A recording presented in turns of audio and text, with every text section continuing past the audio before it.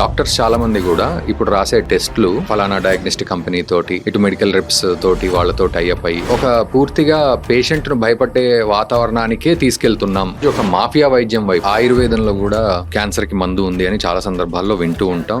నాకు తెలిసి క్యాన్సర్ అంటే ఆ ఇంటర్వ్యూ చూడడానికి కూడా చాలా మంది భయపడతారు. ప్రతిదీ క్యాన్సర్ అని కాదు, నిర్ధారించుకోవటం అనేది చాలా అవసరం. చాలా మంది డాక్టర్లు అంటూ ఉన్నారు ఈ మధ్య, మీరంతా యూట్యూబ్ లో చూసి వచ్చేస్తున్నారు, మమ్మల్ని అడ్డమైన క్వశ్చన్లు అన్నీ అడుగుతున్నారు. కానీ నిజంగా చెప్తే ఒక డాక్టర్ 500, 600, 1000 రూపాయలు, 800, 1200 తీసుకొని జస్ట్ 2 minutes కూర్చోబెట్టి మందులు రాసేసి టెస్టులు రాసేసి పంపించేస్తున్నాడు. ఫైనల్ గా క్యాన్సర్ అనగానే అండి డబ్బు ఖర్చు అవుతుంది బాగా అనే దాన్ని ఎలా తీసుకోవాలి? డెఫినెట్ గా అండి ఫైనాన్షియల్ బర్డెన్ అనేది ఉంటుంది. సో ఇంకోటండి, అంటే ఆయుర్వేదంలో కూడా చాలా మంచి ప్రశ్న తీసుకొచ్చారండి, నేనే చెప్దాం అనుకుంటున్నాను.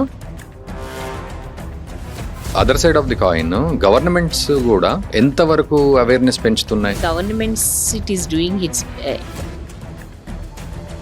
అంటే డాక్టర్ గారు, ఇప్పుడు మహిళ పాత్ర ఎంతో గొప్పది యాక్చువల్లీ. సో ఇంట్లో అందరినీ చూసుకోవాలి. ఇప్పుడు మీరు అన్నట్టు మళ్ళీ ఉద్యోగానికి వెళ్లాల్సిన రెండో బాధ్యత కనబడుతోంది. ఒక మహిళ నిజానికి త్యాగం చేస్తున్నా అనుకుంటుంది, భర్త కోసమే కదా, నా పిల్లల కోసమే కదా అని 24 గంటలు కష్టపడుతుంది. బట్ అక్కడ అబ్జెక్ట్ చేసే వాళ్ళు కూడా ఎవరు ఉండరు, నీ హెల్త్ చూసుకున్నావా లేదా అని. ఏరోప్లేన్ లో వెళ్ళే ఇన్స్ట్రక్షన్స్ ఇస్తారు, మీరు ఫస్ట్ పెట్టుకోండి మాస్, తర్వాత పక్కన వాళ్ళకి అసిస్ట్ చేయండి అని. సో మన ఆరోగ్యం కాపాడగలిగితేనే అంటే కుటుంబం అంతా ఆరోగ్యంగా ఉంటుంది.